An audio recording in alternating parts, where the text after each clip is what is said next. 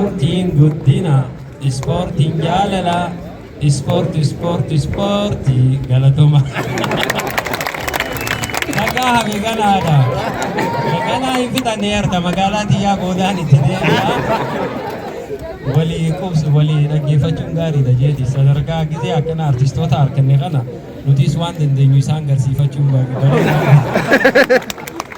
Shurururu yaa burtukaane hoo nama waalala beensi fudheen galaa. Shurururu burtukaane hoo nama waalala beensi fudheen galaa. Achirra dhaabna gaa. Ganaadha gaa.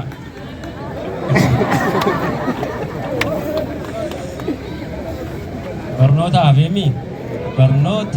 Barnoota ammas barnoota dhalataa hundaasaa ayyoota barnoonni dhugaa itti kutaaga galatooma amma tan hafte maayii tan goolamnuun magaalaa teenyaaniimi eenyutu jaame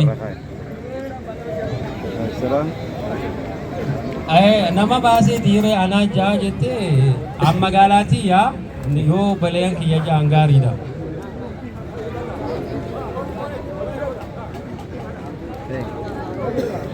Jechuun ani magaalaa xiyyaa fi faarsurra yoo sagalee biraatiin naa faarsan gaarii.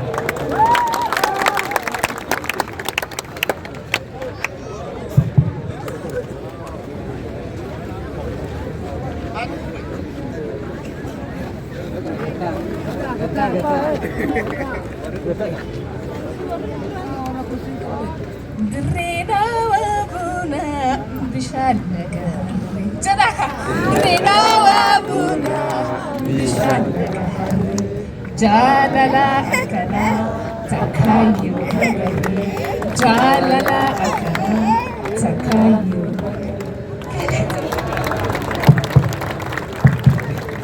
Gaariidha isii wanni jette yaa dirreen biyya jaalalaa ta'uu ibsite dirree biyya hayyoota caayaan barnoota kan Oromoota caayaan hundoota kan wallisoota kan hoolii hoo hundaa si jaalata dirree naawaa galatooma wanni nan jeefiin qabaa dijeedus macarrashaa tanaanii nuu goolaba jaalalaa kana rabbii nuu fanne ammallee nu haa dhiisu hawaasa keenya immoo gajjannee tajaajiluudhaaf gabbuunee wajji haasofnee akka saahibanatti wajji taphannee wajji haasa'uudhaan